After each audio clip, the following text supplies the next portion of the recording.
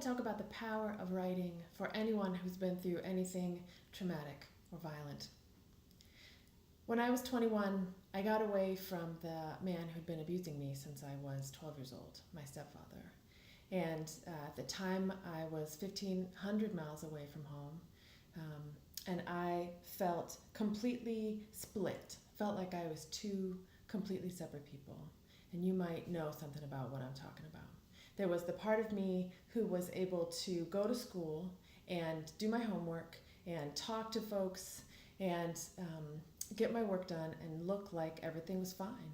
There wasn't anybody who, no friends of mine, no college professors, nobody thought that anything was going on wrong in my life.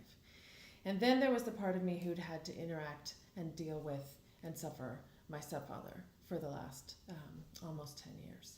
And those two parts of me didn't talk to each other. Those two parts of me didn't know how to communicate with each other.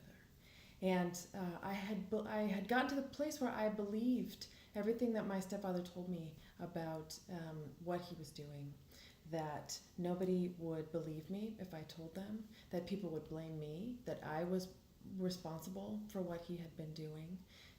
And also, I didn't even have the words. I didn't know how to communicate what had been done to me, because he so consistently confused what he was doing and would call it teaching or would call it good for me, right? And so I didn't know where to go. I didn't even go to therapy for a long time. The one place I knew where to go, the one place I could go was to the page, was to writing.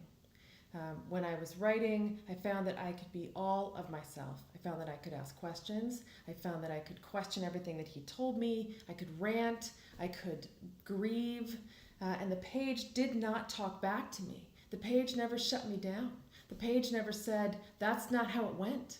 The page just had all kinds of room for all of my messiness and all of my confusion.